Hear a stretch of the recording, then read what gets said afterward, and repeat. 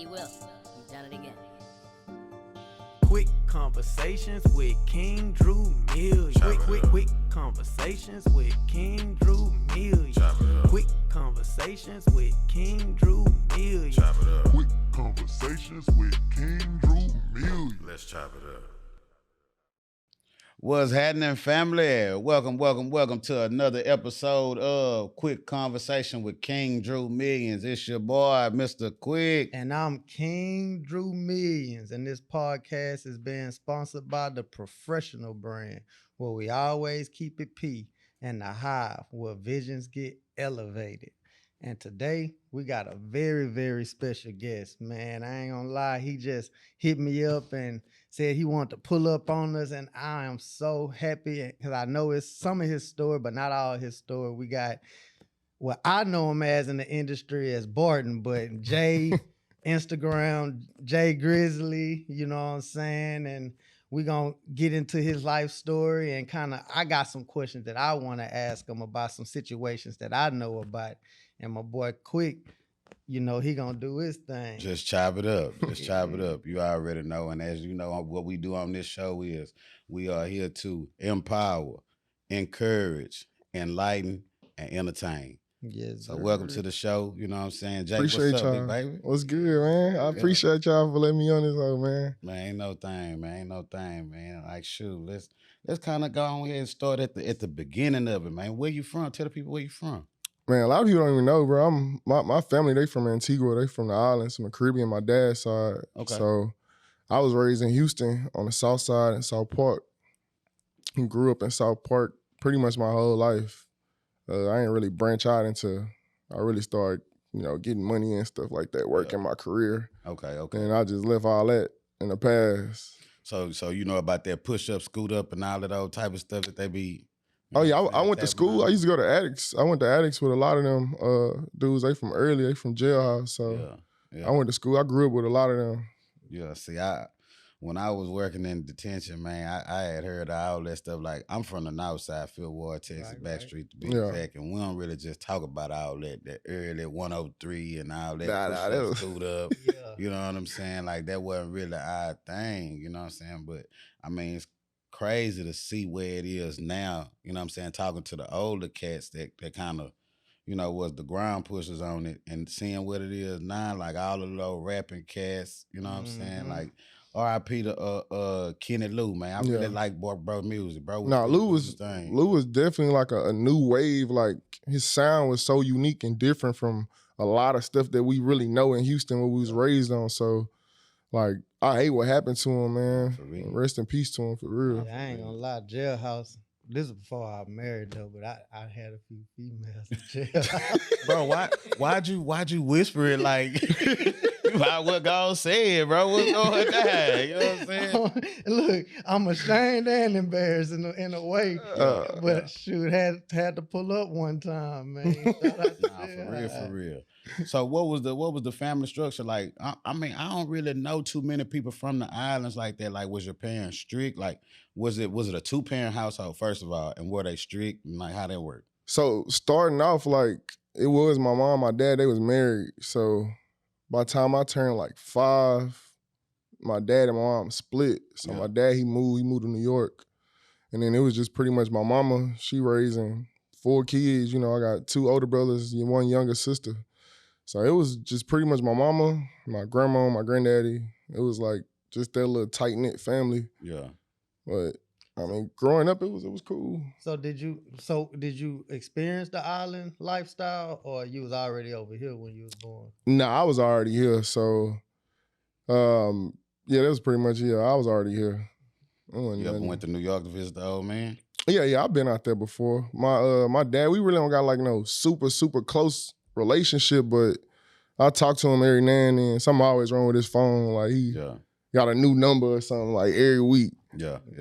Do you think that affects you as a man? Like, you know what I'm saying? Like, the relationship, like, you feel like you missed out on something, or like, dang, bro, you wasn't never there. Like, you ain't never come to none of my games, or, you know what I'm saying? Like, did it really make you kind of have some type of disdain to him or something like that?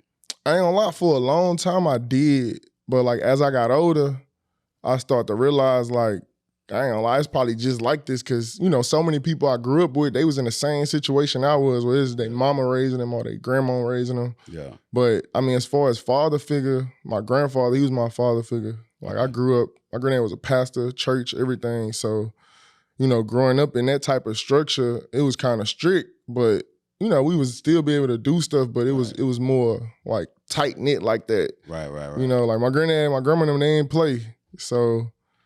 I ain't gonna lie though, like that's crazy to say that most people was raised up like that, because I didn't really realize how much I missed my father till he came back off his vacation. Yeah. You know what I'm saying? And like as a kid, I didn't really realize my dynamics.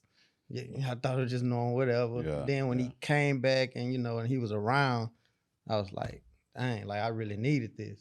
Nah, I could definitely tell the difference. Like going to friends' houses and like just the whole family structure, like, dang, it's different. Cause in my house, you know what I'm saying, if it was an issue or something that may have came across the table, I might ask my mama or something, did you ask your daddy? You know what I'm saying? Go ask the old man, cause I'm really trying to split the parents on the cool. Yeah. You know what I'm saying? Somebody gonna say yes. So I'm trying to get to the person that's gonna say, yeah, first. You know what I'm saying? So it's like, Daddy, can I do this here? What's your mama say? Man, God, no, she be tripping. I ain't wash dishes, you know what I'm saying? So she gonna say no, you feel me? So it's one of them things, you know, it was cool, but I understand both sides of it, you know what I'm saying? Because I have been in those shoes as well, you know what I'm saying? So, like growing up with 3 other siblings, like what was it like, especially considering like you weren't close to the youngest? Like, did you get a lot of attention from your mom? Man, I was the youngest boy, so I pretty much was spoiled. I ain't gonna lie. Okay. Mama, one thing I like to say about mama worked hard. Like, she worked hard till she got sick. And she worked real hard. She provided anything we wanted, we always had. Like, we stayed in the hood, but we was the people that was in the hood that had more than everybody else. Yeah. So, I mean, we was blessed on that, you know, from that aspect. But, nah, like, as far as that, it's been good. I mean, all I know is like me and my sister 15 years apart. You know what I'm saying? So all I know is to be the only child. You know what I'm saying? Like I always wanted him to come spend night over the crib. You know what I'm saying? A couple other people come spend night over the crib.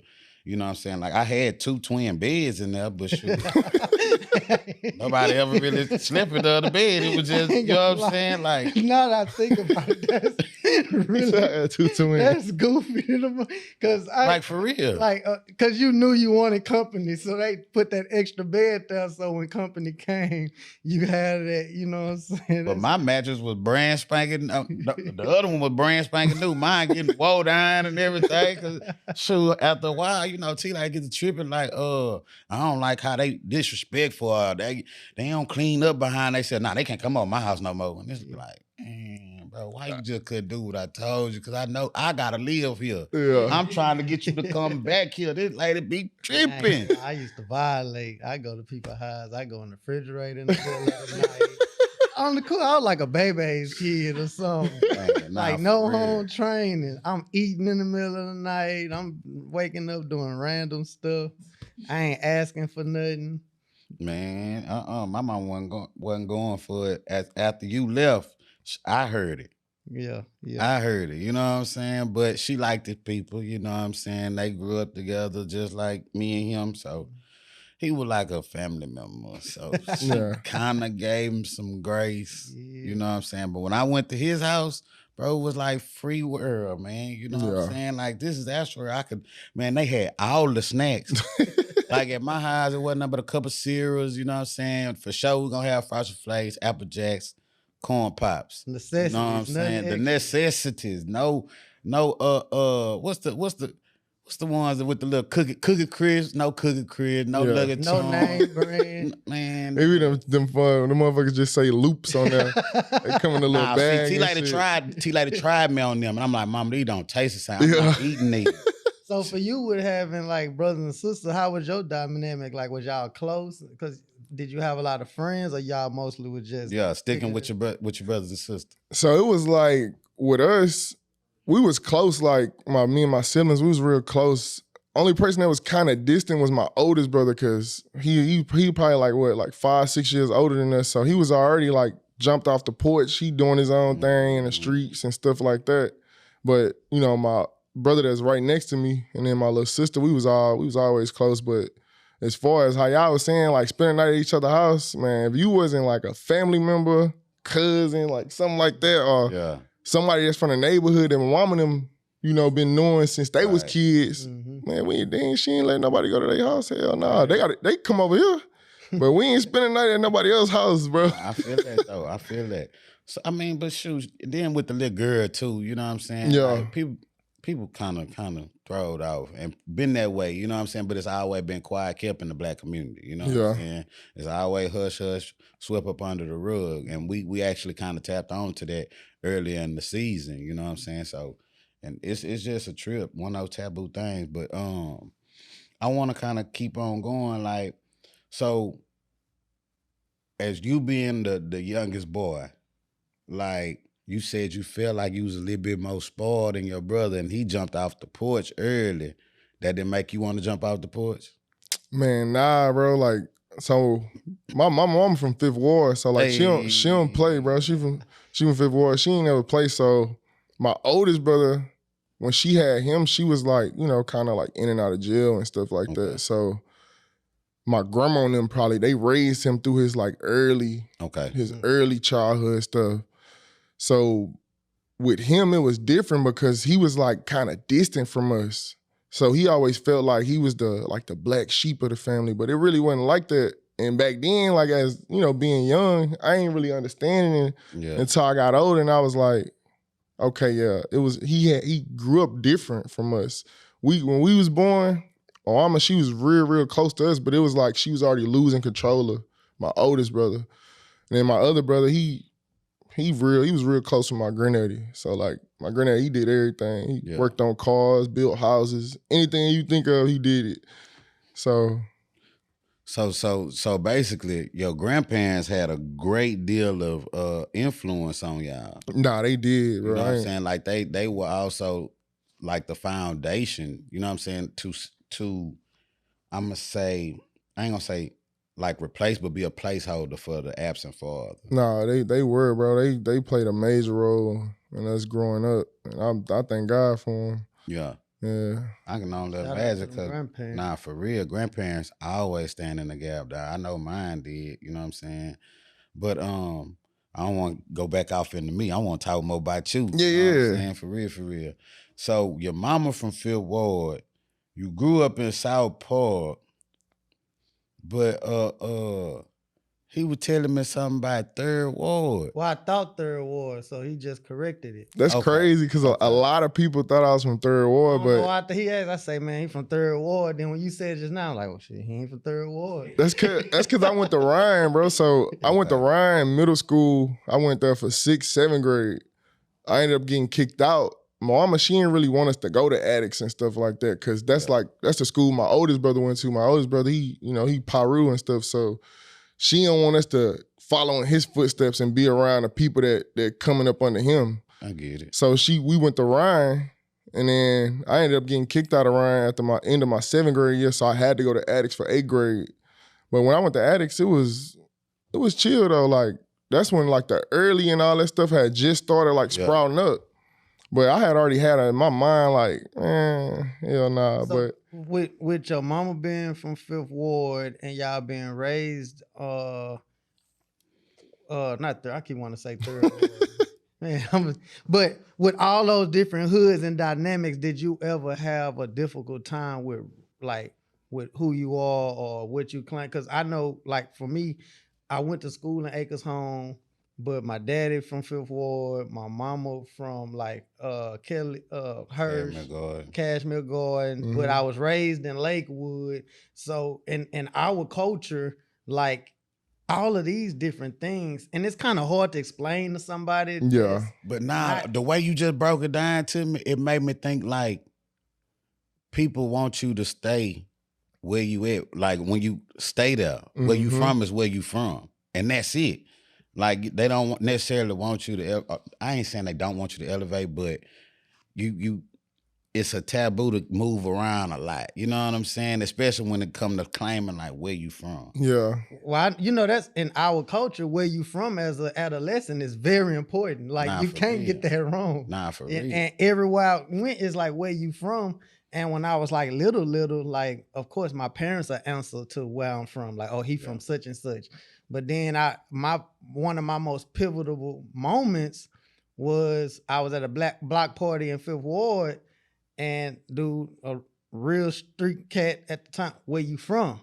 I said Lakewood, and everybody around me was like, Like, yeah, you know fucked what up. I'm saying?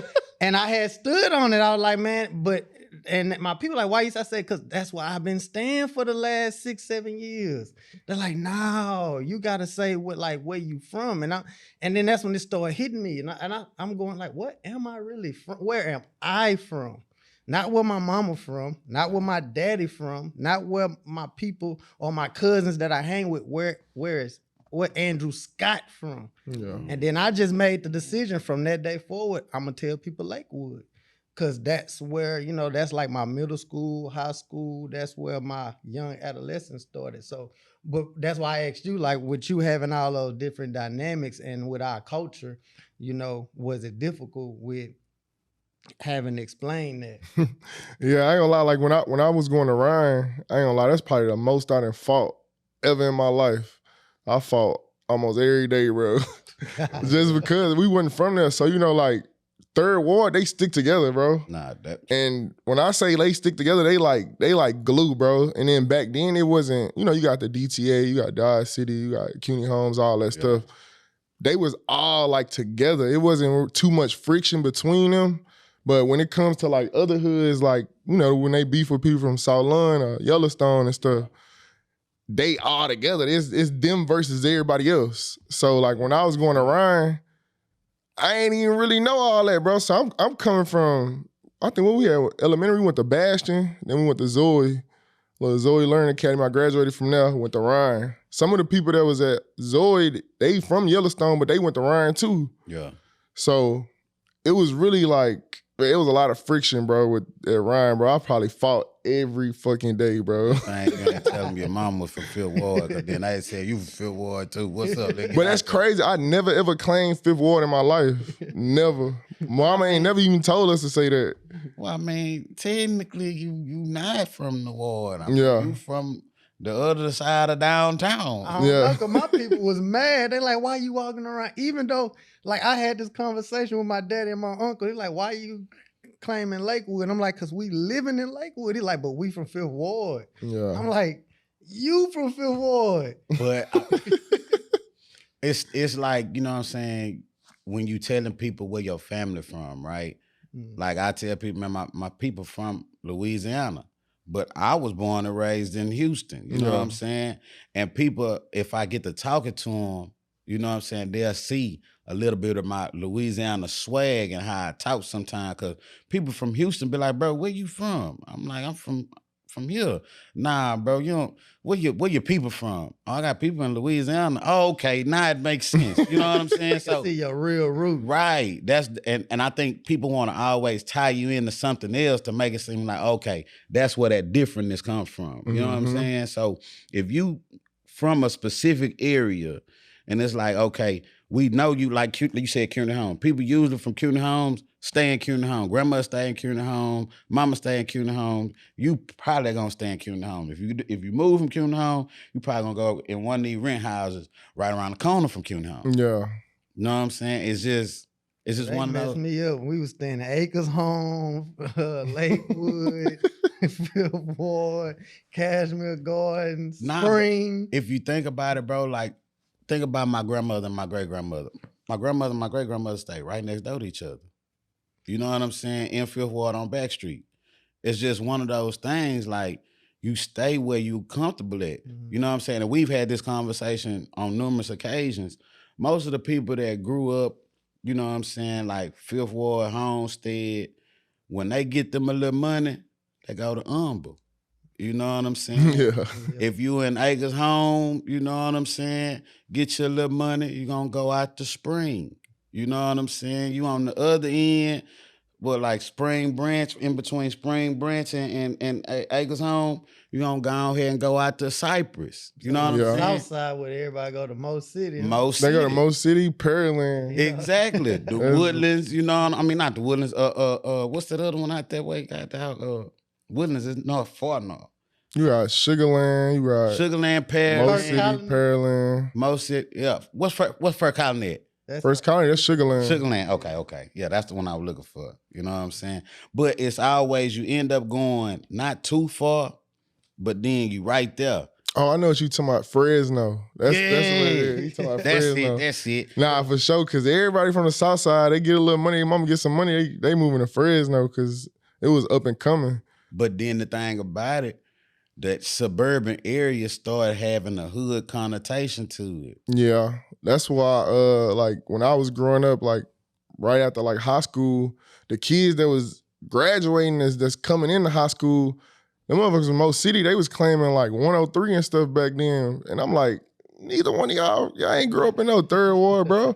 But they would claim it because they family probably from third ward, so they're like, okay, yeah, my people from third ward, so I'm gonna claim that. So it used to be crazy, bro. I don't know. But it make a trickle effect, and then like it sucks because over time these areas began to depreciate because of the activities that are going on that come from the inner city, which is why we had this thing with gentrification where people are moving from these suburban areas and coming back to the city and purchasing within the inner city. Yeah. You know what I'm saying? Because I don't want to say they don't want to be around us, but bro, sometimes we really do a little too much. Nah, it is like that, man. It's sad to really say that because it's our people. Yeah. But I mean, that's the truth behind it. Did y'all have the ones that used to sit up under the tree in Indian style and play hacky sack and all that? Cause we had a couple of them at my school, you know what I'm saying? But they were the white kids. Like we had a couple of Hispanic kids. Well, only reason my high school was diverse the way it was because it was a high school for engineering profession. Mm-hmm. You know what I'm saying? So people got bused from different areas in the city to actually attend the school. You know what I'm saying?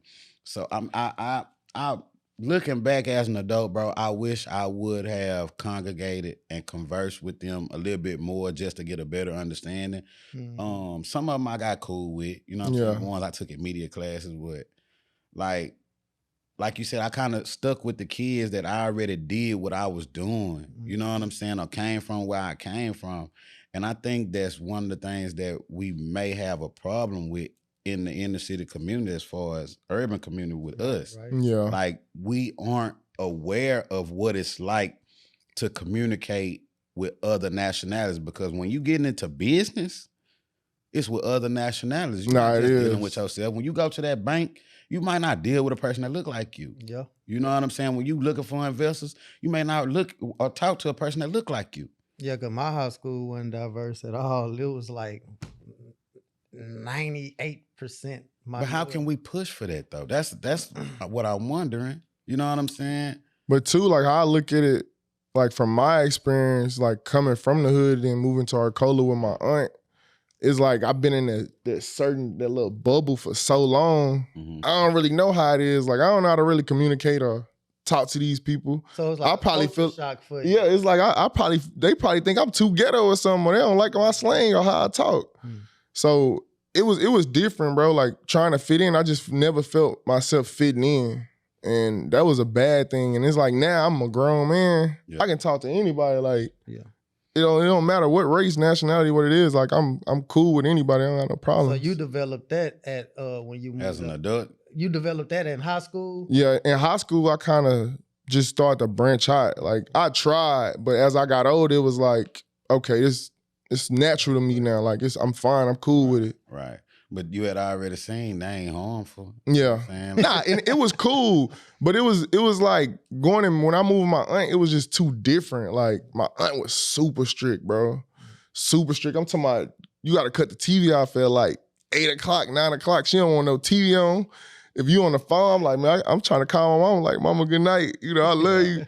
You trying to call your real mama, or you trying to call your little mama? Nah, my real mama. I'm like, mama, because mama them, they already knew, like, I ain't want to even be there. I'm like, nah, I don't want to move my aunt. It's boring. I'm the only kid over there. I'm used to my siblings being with my siblings, my cousins, everybody close. So they had to basically send you like to a boarding school. Bro, I'm like in boot camp or something, bro. My aunt, she take my phone at night. She like, yeah, I'm gonna bring that phone in the room. You don't need that phone. And you can't sleep with the door closed. I was like, nah, mom, I gotta come back. And then do you think that worked in your favor though? Like looking back and growing up as a grown man, hindsight is 20/20, right? So looking back at some of the adverse experiences like that one, you know what I'm saying? Do you think that built character for you as a grown man? No, I did. Honestly, I feel like I should have stayed at my aunt's house because a lot of the stuff that I did after that, I probably wouldn't have done. You know what I'm saying? Like, you know, hanging with the wrong people to almost getting in trouble with, you know, certain people. And then when I moved back with my mom had literally, she just moved from South Park. She moved to some apartments on the west on Chimney Rock and Gasman. It was called Piccadilly. I ain't gonna lie, I missed that place. We had a lot of fun up there. Yeah. But when I moved back with my mama, man, it was like freedom over there now. At first, we was around the corner from my grandma's house. So my grandma and them, they like, oh, nah, they was too strict over there too. So now mama, she a little further out. We ain't by grandma and them no more. So now we get to do a lot more, like being outside and being with other people, and it was different. See, and when you get further away from that structure, you know what I'm saying? You get getting loose a little. Yeah. You know what I'm saying? You get exposed to the wrong stuff. Yeah, nah, for real. But you did a whole 360 though. Like you told me, you became a cop. Like what like what made you do that? Bro, nobody would ever expect me to be a police, bro. They wouldn't, bro, because I was bad growing up. So when I became a police officer, man, for a long time, a lot of people, they wouldn't even fuck with me like that. They wouldn't even talk to me like the people I grew up with. They like, Or they'll kind of give you like the little cold shoulder. And then they realize like, damn, this nigga on, like he good. And I ain't gonna lie, becoming a police, bro, it changed my life, bro. Yeah. It changed my life. He did it to me. He cut me off for a little bit. He capping, bro. He capping. I ain't cut him off like he cut me off a couple times in our life, but you know what I'm saying? Like, nah, it was okay. I'm gonna be honest. I was like 1 foot in, 1 foot out type situation. You know what I'm saying? And I wouldn't ever want to put him in a compromising position. You know what I'm saying? Cause I know he gonna do his job. And I don't want to put myself in a compromising position cause I know he gonna do his job. Yeah. You know what I'm saying? Nah, that make a lot of sense, bro. So I'm not finna, not that I want to shun my boy, you know what I'm saying? But like, I'm a shy away from, you know what I'm saying? Somebody come around, hey bro, ooh, pipe down, you know what I'm saying? Like, damn, that fam, like, hey bro, pipe down. I know, but like wait till, you know what I'm saying? We're gonna get to it, we're gonna talk about it, you know what I'm saying? But it's just out of respect. You feel me? It's almost like one of them type of situations, cursing in front of adults. I never really understood that. Yeah, man, to this day, I don't curse in front of none of my people. Like, even certain adults, I still don't do it. I'm 30. So it's like now, I still got that same respect. That was just instilled in me since I was a kid. And I probably never cursed in front of my mom or my grandma ever. If they heard me curse, I ain't know they was right there. Yeah. Nah, seriously though. But I think that's a part of this generation of children, bro. Like their parents are too much of their friends. And with the lack of discretion, the lack of censorship, you know what I mean, rating systems, those things kind of taking a back seat due to streaming and social media. I mean, even with our clothes and the radio, like, bro, they curse on the radio now. It's just, bro, it's a completely different world that we're living in, you know? And I think it's affecting our children a little bit. I mean, you have kids, right? Yeah, I do. I got 3. Okay. Okay. My oldest son, he 12. My other son, he about to be 10. My daughter, she about to be 6. Hold on. 8, 12, 18? No, That was when you became a daddy? 18? I was 19, just turned 19. Yeah, math, Oh, math. fresh. I told you. Yeah, Hey, yeah. math ain't math. Yeah. Math get the mathing with me, baby. Yeah, bro, I was Now we gotta young. go back. 19 had a kid. What you was doing at 19? Like Yeah. what you Man, I was in school, bro. I graduated when I was 16 years old. Like- A lot of people don't even know that. If you Google my name, HISD, you'll see me. I was on HISD newspaper and everything. I graduated when I was 16. How I missed this part of the story? Wait, hold on. Cause I got skipped up. So when I left, So wait, time out. Whoa. All this fighting, I fighting for my life. I couldn't survive. Man, bro, but I graduated was at- still smart, bro. That never, none of the stuff that happened outside of school never affect me in school. Your siblings smart like that too? My oldest brother, bro, he had like a 4.1 GPA, but he chose to be in the streets. Like So- my brother's probably the smartest motherfucker I know. Like, time out, I'm still stuck, bro. So all this school hopping, and that's when I got kicked out for the 3rd time. But you end up graduating at 16. yeah, bro, my mama, she didn't play. When it came to school, she didn't play because her thing was she want us to be better than what she was. So you was grown. So what did you do when you graduated at 16? Because my daughter, she want to graduate early. She can graduate during the summer or next semester. So she'll graduate at 17. Mhm. She on that path. And she like, can I go to college? I was like, once you graduate, if you want to go to the Yeah, Army you college do or whatever. start working, I mean, whatever. So when you graduated at 16 and had your diploma, what was your next move then? Man, my first step, I wanted to go to college, bro. I wanted to go to PV. Hey. I had got a scholarship to PV for engineering. And I remember I did a tour up there. I went up there to visit. And mama was like, yeah, you ain't going here. I was like, why not? She was like, nah, this too far. It's too far. Mama, that's how mama Man, was like my that mama did overprotective, bro. My mama did the same. Mind you, thing. I'm That's 16. When school started, I'm turning 17. Right. What So- year this was? This was 2012. It was 2012. So mama, she was like, it was kind of turned in. nah, it was lit, bro. That was like the whole like B King era, everything. Yeah, that's why I say it was kind of Yeah. turned in. So I wanted to go real bad. And one of my friends that I graduated with, he ended up going to school for engineering too. So me and him was going to PV together. So mama was like, nah, you ain't going to PV. That's too far. She like, maybe after a semester you turn 18, then you can go. She like, right now I you too see what young. you're saying. She's gonna be responsible for getting you there and back because you wasn't gonna be staying on campus. Nah, I was gonna be staying on campus, but they had like it was a program, I forgot what it was called, where it was like a guardian program. Okay. Well, like one of the people, like you can't do everything everybody else can do. It was like you sheltered a lot. So back then I was like, nah, I don't really want to do that. And then we ended up moving from the Southwest back on MLK. So I was right down the street from U of H. So I went to U of H. I went there for about You 3 was 16 or semesters. 17? I was 17, yeah. Okay, you of age. I went to U of H, and then after that, I ended up having my son, bro. When I moved over there, I met my BM, and then we ended up having a kid together. And then shit, after that, I started working. I'm still going to school full time. Grades started dropping. I'm like, yeah, I can't focus. So I was like, I'd rather work and, support my family Yeah, than, put my school on hold because I feel like I can do that at any time. yeah. Have you gone back to school now? I'm actually going back in this fall, bro. That's what I'm planning to do, Man, to Engineering? finish my engineering degree. man, stick That's to what I it, am. That's man. what I am. Yeah, man. See, and we talked about that on the previous episode.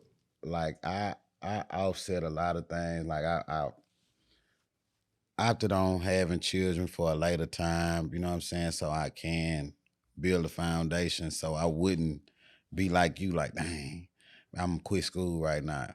And really school for me was like a safe haven so I wouldn't get in no trouble. Like Yeah. I literally went to college the same, let me see, when I found out I had a acceptance letter, you know what I'm saying, to go to college, man, I was on the corner with the homies, you feel me?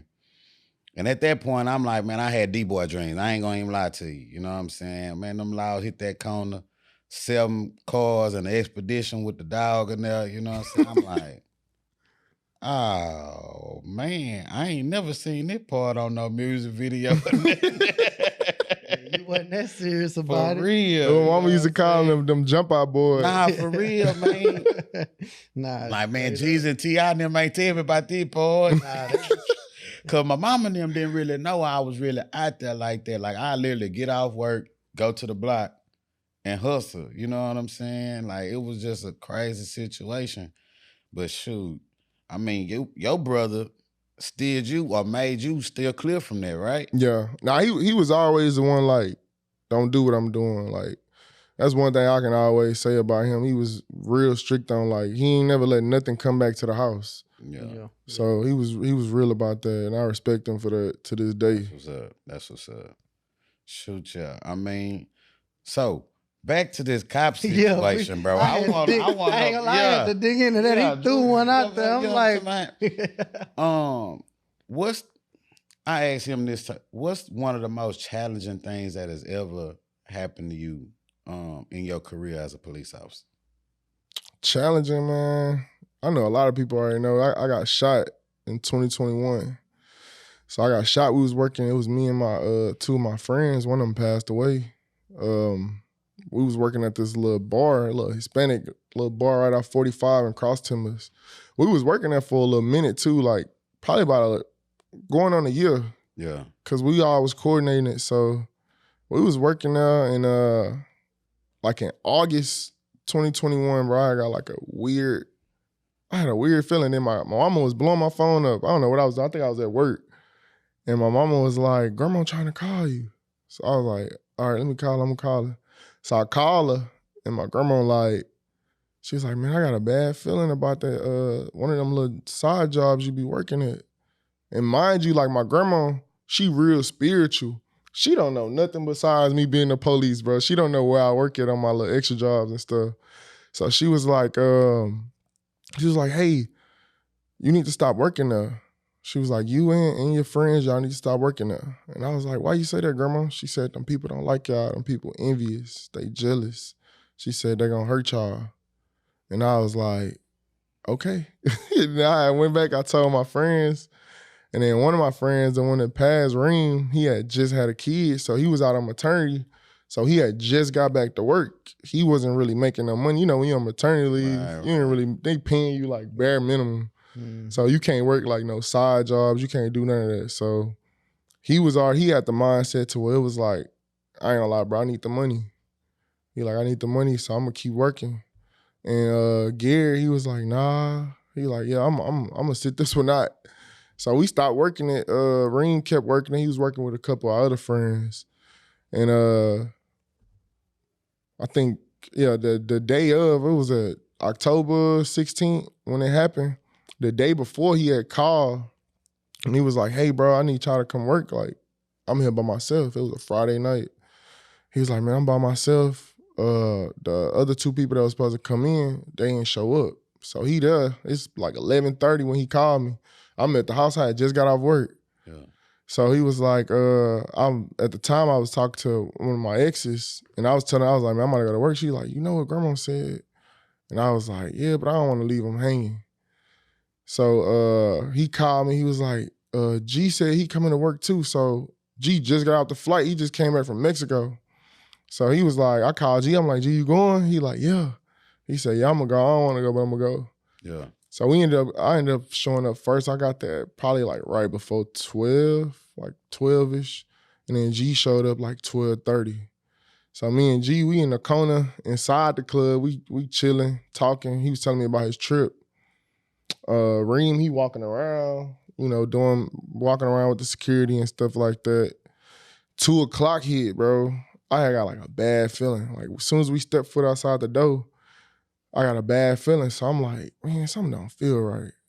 Something don't feel right. So I remember I was telling them like, hey, bro, stay close. Don't leave off from in front of the door.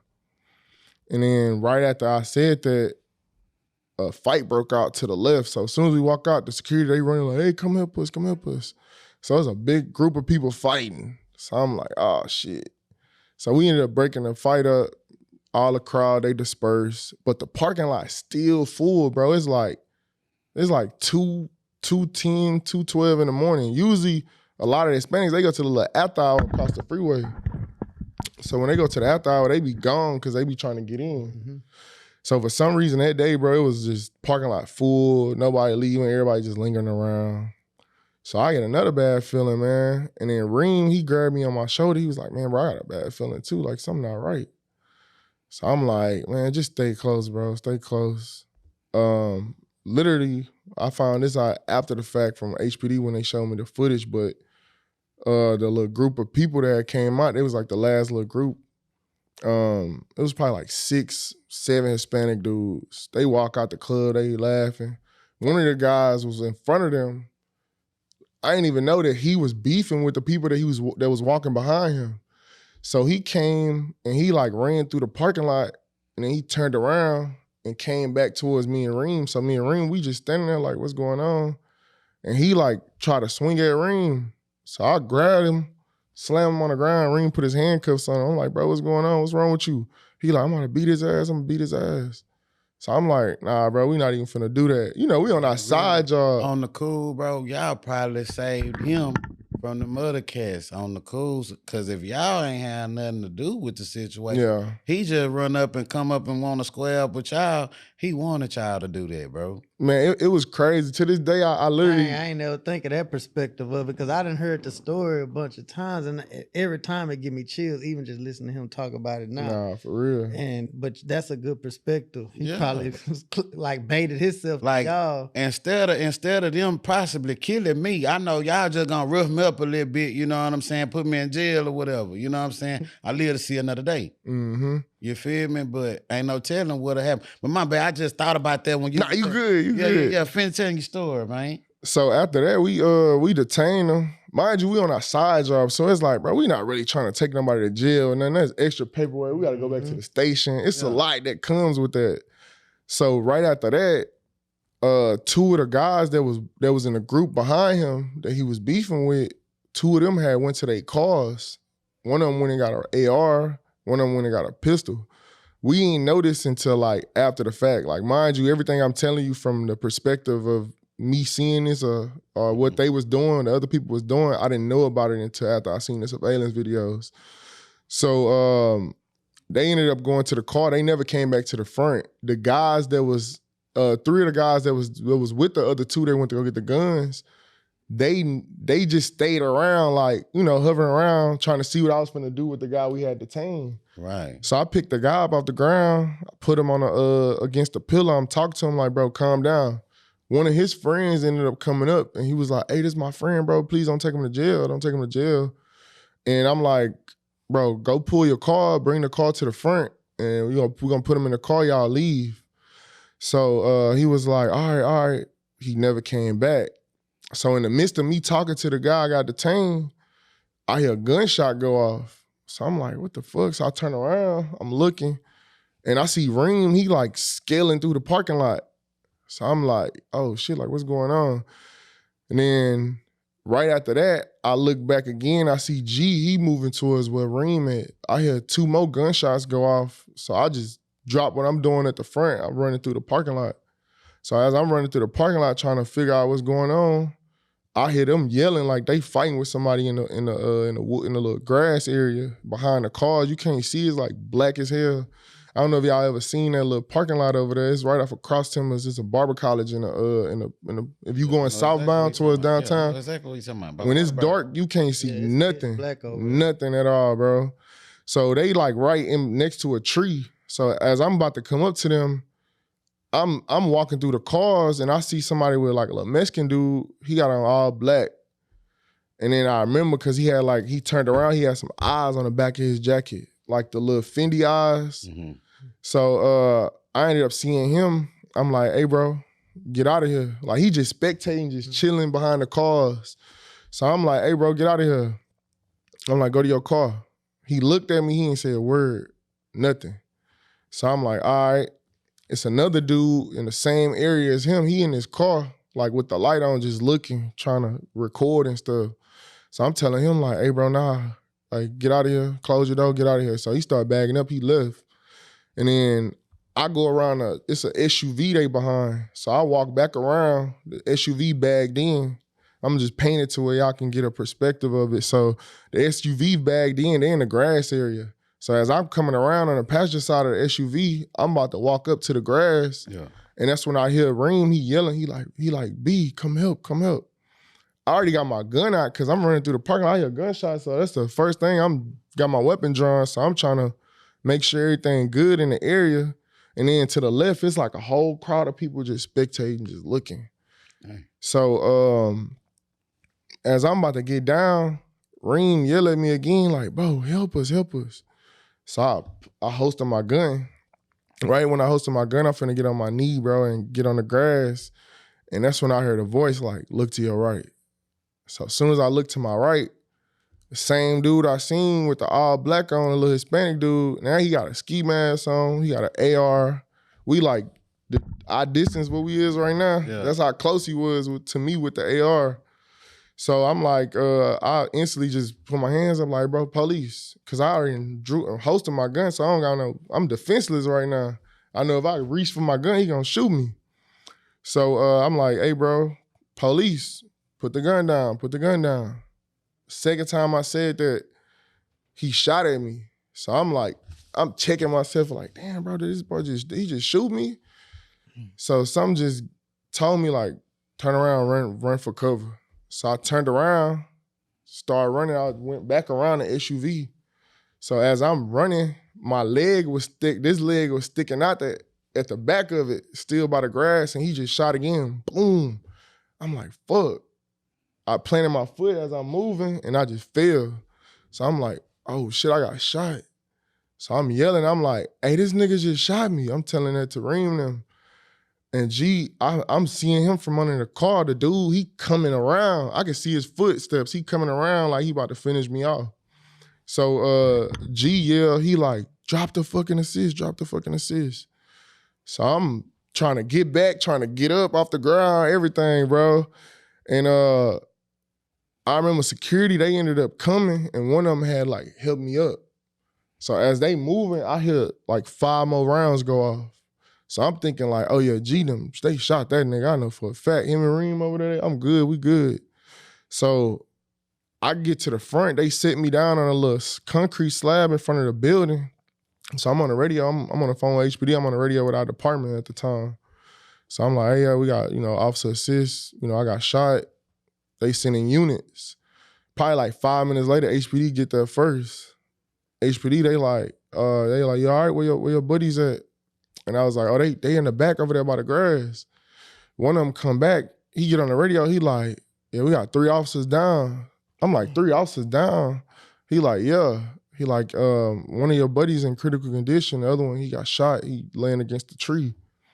So at that point, I'm like, what the fuck? Like, hell nah. And bro got away. He ended up getting away from there. They caught him after that, but I'm in disbelief, bro. I can't even believe I got shot, bro. So a lot of the people that was from the club, they was rushing over to me to help me because they know us, like we've been working there for so long. So the regulars, they taking their clothes off their back to put on my wound because I had a big ass hole in my leg. And then I looked at my wound, I'm like, oh shit, like I probably not gonna make it. But I'm like, man, I call my mom, I'm like, mama, I got shot, don't panic.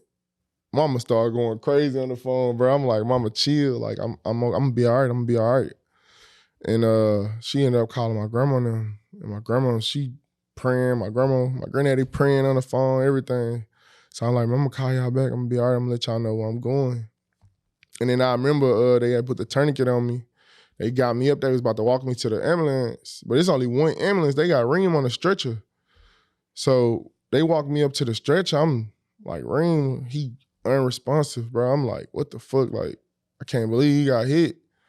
So right after that, I was like, bro, put him on the ambulance. Why y'all trying to load us on the, like, our wounds is, way less lethal than what he enduring. So it's like, they was like, all right. So they put him on the first one, the other ambulance ended up coming. So me and G, we in the same ambulance on the way to the hospital.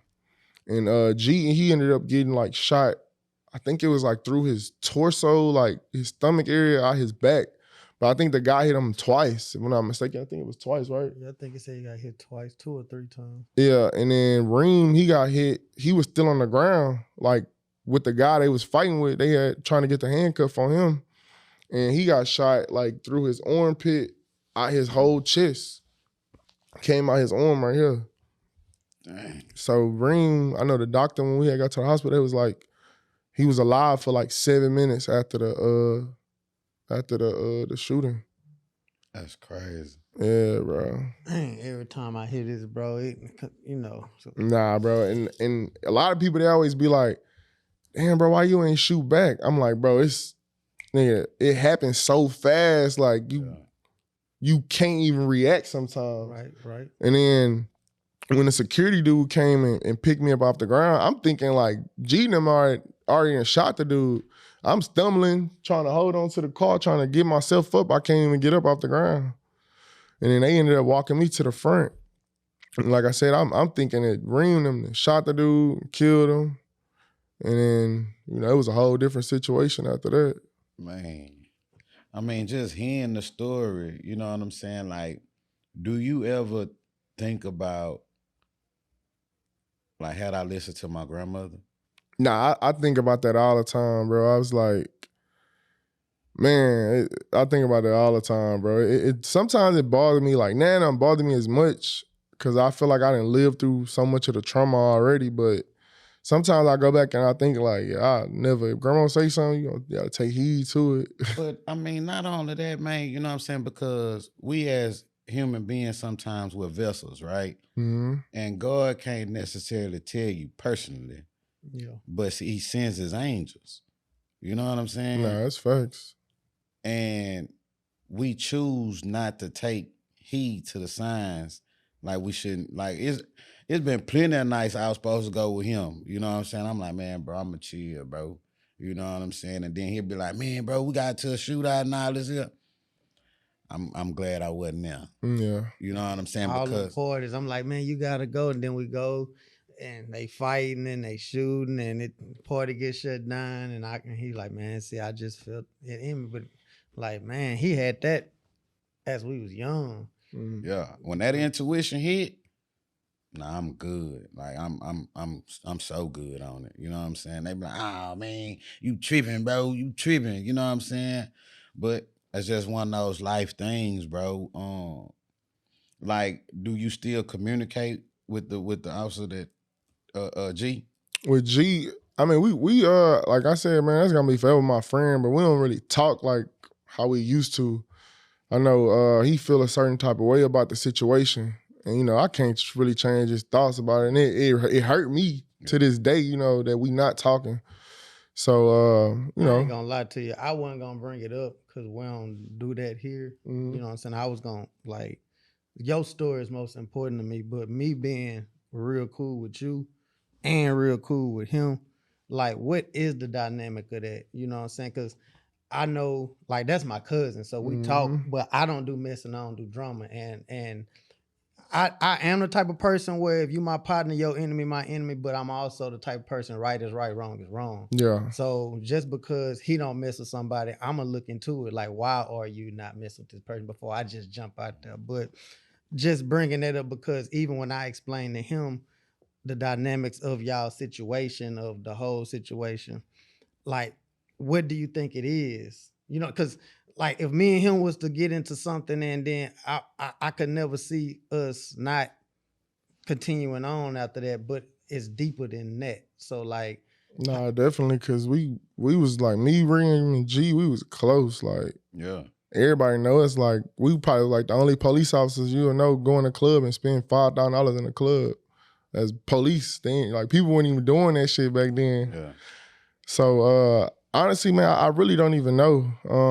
The last time I reached out to G, he ain't ever reached back to me. Like, he ain't never hit me back. So, and then the last time I seen him, he was kind of dry. Like, I spoke to him because Roger had came in and got me, and he was at Layden's, and I had walked over to Layden's to talk to him. He, he was kind of like a little standoffish, which I understand because it's like, he in the situation he in, Yeah. And then, you look at me, I'm back to work and doing everything else, you know. So I can understand. Like, I don't hate him, I don't resent him or nothing. Like, I love him to this day.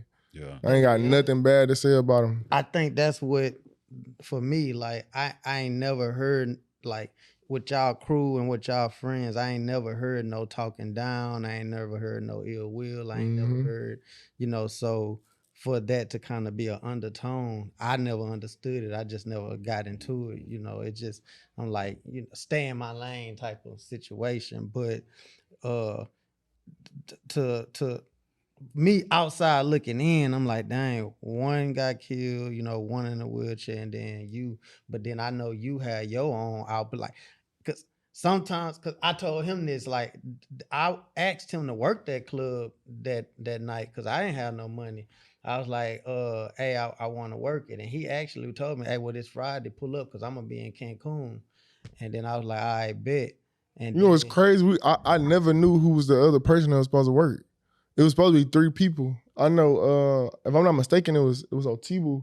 Otibu was supposed to work, but I think may have been me. he had went to he had to go to JPC. I know he told me to work it, but then he ended up saying, man, I'ma go and work it. I just came off the trip. I need the money back. You know what I'm saying? I'ma go and work it, you know, with my boys, with my partners. And so I end up picking something else up and going. But and I guess that'd be my question too, because I think everybody, you know, have their own perspective. You know what I'm saying? Like, I don't think it's easy for anybody in that situation. Yeah. You know what I'm saying? Because and the reason why I said my little part of me, I didn't work it, and sometimes I'm like, man, would I have rather working it and being the person in the wheelchair past opposed to my partners? You know what I'm saying? Because I know I don't like to know that my partner gone, and I know I don't like to see one of my partners in a wheelchair. Yeah. You know what I'm saying? But then I'm like, how would I feel if I was in a wheelchair, or how would my family feel if I was gone? Because even my daddy called me that night, like, cause it's crazy, cause my daddy to this day, he'll tell you, he had been telling me for like 4 months, quit working that spot. When I remember one night, you know, we be lit. Hey, daddy, I'm about to go pull up to this little spot on 45 and work there. He like, what? That little such and such spot? Yeah. Why you going? It's cash, daddy. I'm just gonna make some cash. And the first time I told him that, he was begging me not to work it, and I worked it like 3-4 more times after that.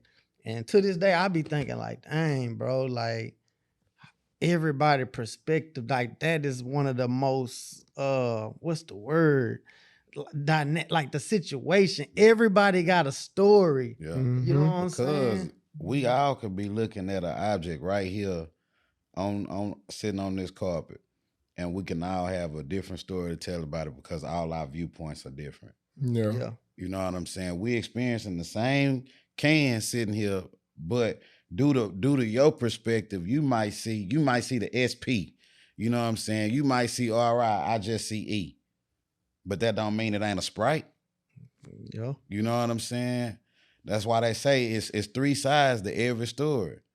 You know what I'm saying? His story, my story, and the truth. Yeah. It is what it is. You know what I mean? Like, everything happens through perspective. And I think when individuals have the autonomy to have conversations with one another and share their perspective, and I mean, even in relationships with your lady, you know what I'm saying? Oftentimes, it's like, I done had a lady literally tell me, like, stop trying to get me out my emotions. What I'm trying to do is to show you the facts, because I'm a facts-based person. I want you to see this, because that was far from my intentions. I see what you're feeling, and I understand your feelings, but that's not it. And I'm not trying to gaslight you, manipulate you, or, you know what I'm saying? Because, bro, I'm the type of dude, bro, when I'm single, I'm single. If I'm in a relationship, I'm in a relationship. You know what I'm saying? And I mean, if you want to take it like that, well, okay, I could be single, baby.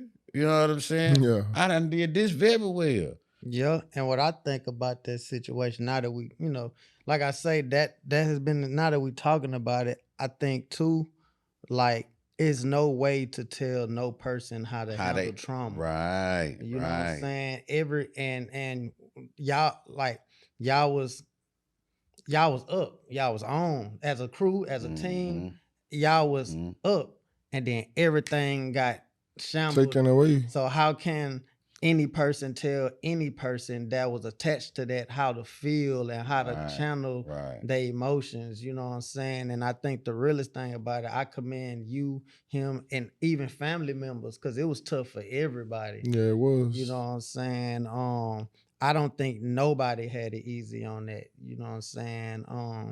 And so I'm kind of glad you brought it up. And at one point, like even outside the cameras, like I would like to like pull up like all of us, like because sometimes what I realized in counseling, me and my wife been going to counseling lately, and we be moving so fast. It's stuff my wife was bringing up, and I'm like, that affected you? And she's like, yeah, like it's certain things that I did that I didn't even care about, honestly, that it messed with her long term. And then I'm not even talking about like infidelity or something. Like it could be something that's simply me not making up the bed. Like that's a big thing. I'm like, me not making up the bed, like psychologically, it stresses her out that I didn't do it. And until you're making her feel like you inconsiderate. And that's the thing, until we went to counseling and I had to slow my life down and I had to backtrack and I had to sit here and go through this whole process of peeling all this stuff out and really listen to the next person, a lot of this stuff I didn't even know it affected. You know what I'm saying? So it's like... she ain't your maid. She just ain't here to wash your dishes, make the bed, clean the sheets and all that. Like, bro, help me out. You be feeling, when you on the go, you be feeling like these things are owed to you. You know what I'm saying? Wow. But so like how are you able to still continue to move on? Like that's what I be wondering too, like when I see you with all of this, because you got kids, you know what I'm saying, you a family, you know, you got all this other stuff going on. How, with that, where's the drive coming in you at to still wake up every day and get to you and be you and do it? Before you answer that one, you ever feel like you be scared or timid on the job, think you might get shot again? Nah, even the night that I got shot, bro, I wasn't scared. Like, I wasn't scared. I wasn't really panicking at all. And a lot of the times, the fucking people at the agency would commend me like, bro, I heard the 911 call. Like, bro, you really wasn't panicking. Like, you handled that shit so real. Yeah. And I was just, like, even when the phone call my mama, I was like, I ain't gonna lie, mama, like, I got shot. I said it to her just like that. Yeah. And mama, she freaking out. She like, hell nah, like, where you at? What happened? Mama told you not to work at that place. Like, I'm like, Mama, there's not even the time for that right now. But from my drive is definitely like, man, I thank God. Like, God really, you know, helped me through that situation. My faith, bro, is stronger than ever. And my kids, bro, like, I'm a father. I ain't have my dad, like, you know, they blessed to have me. Mm-hmm. And unfortunately, I ain't have my dad, you know, from 5 all the way even up to now. Like, the situations with him still kind of iffy.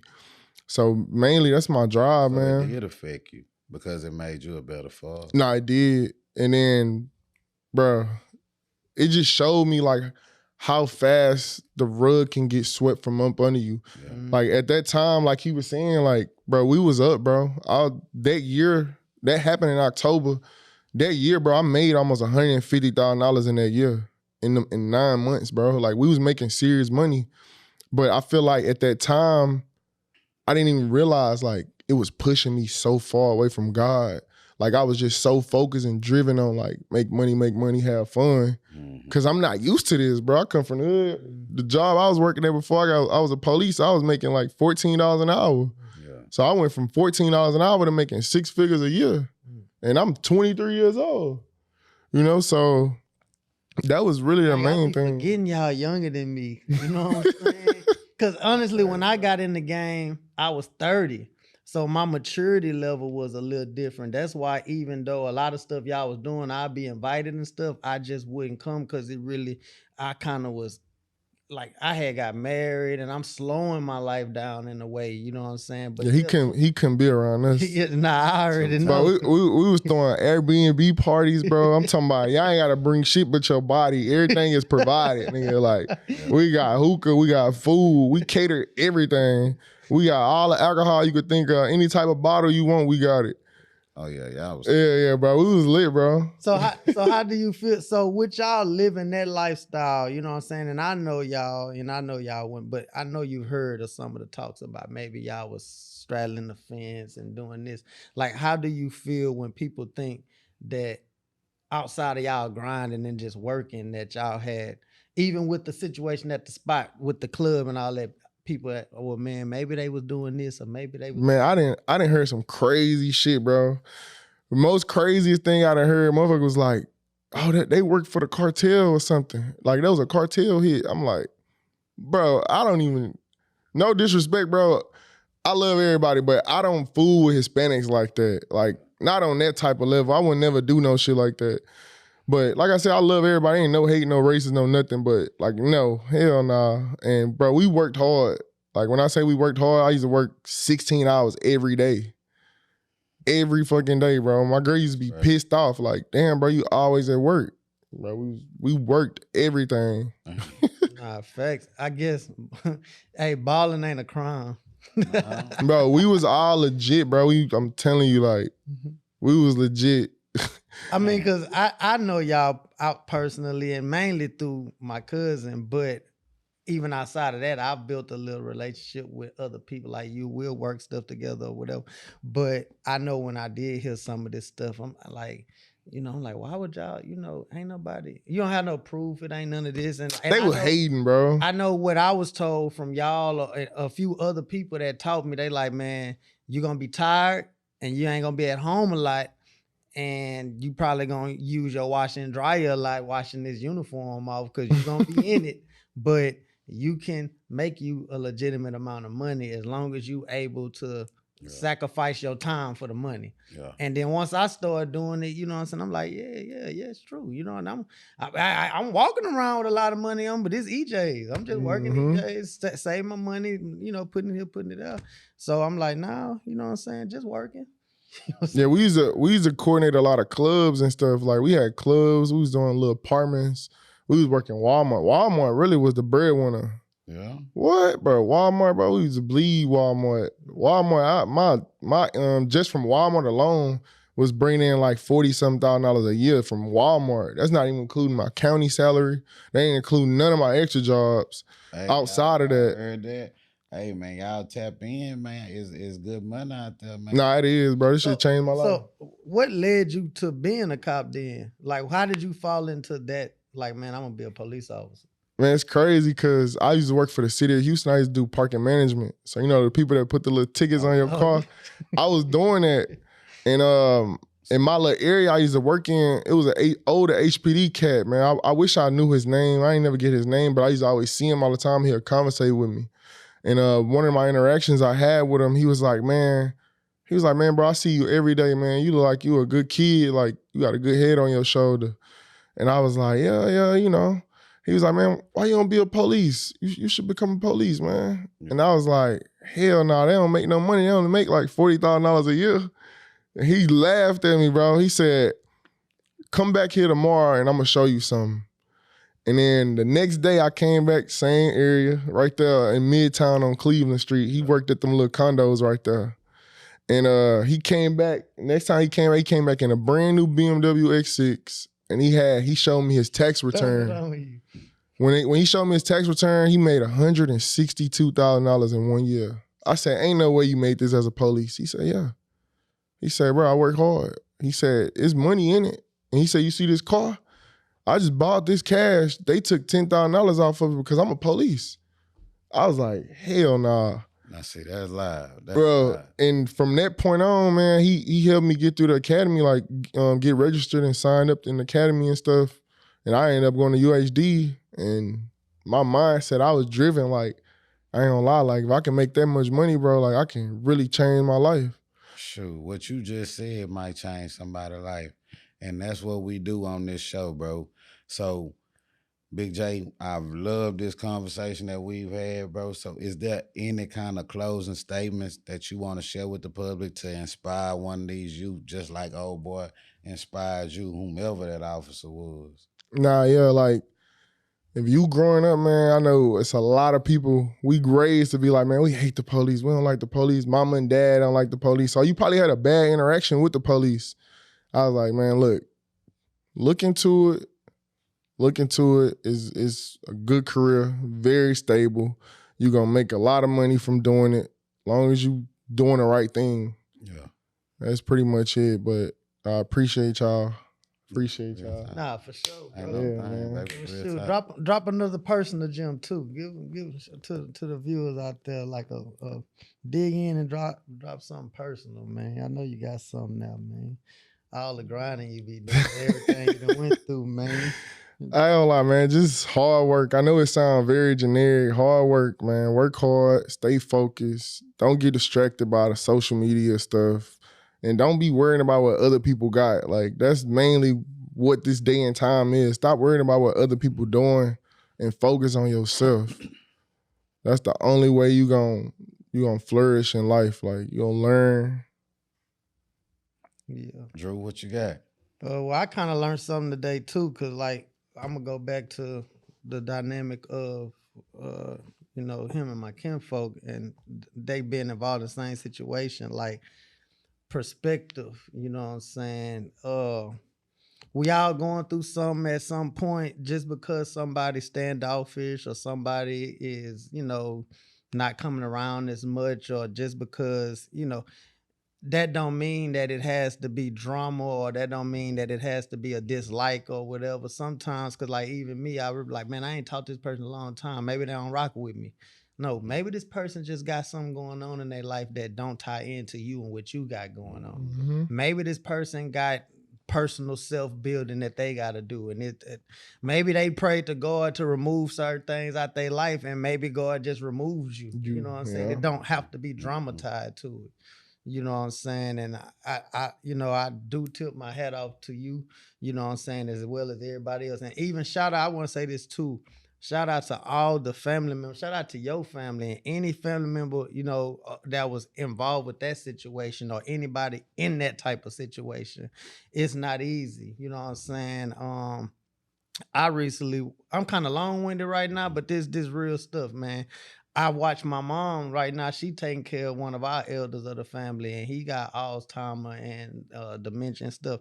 And I never realized how difficult it is to take care of somebody under that. So like, you just never know what it is with somebody going through and how hard and difficult that situation is. So if they ain't talking to you, ain't calling you, whatever, just understand that they may have some personal things going on or some spiritual things going on, and God may have just removed you out their life. Mhm. It ain't gotta be no drama. Mine ain't gonna be as long-winded, you know what I'm saying? But have empathy for other individuals when they're going through their processing stage. You know what I'm saying? Just try to do your best at putting yourself in their shoes. You know what I'm saying? Because, like you said, everything is about perspective. And if you have the ability to put yourself in my shoes and see things from my perspective, you'll see a different angle of that can that I was explaining to you. You know what I'm saying? And when you see that, you're enlightened, and now you can better have a communication with me about what I see and how I see it, instead of just like, this what it is. Because now it's not just what it is from your end. It's all of that. You know what I'm saying? Real talk. No, it's real. Nah, facts. And this has been another episode of Quick Conversation with King Drew Millions. And this is your boy, Mr. Quick. And I'm King Drew Millions. Oh yeah. Like, comment, subscribe, share it, man. We speaking some positive information, man. So hey, if you like what you seen, send it to somebody else. Like it, subscribe, comment. Holla at your boy. We are, man.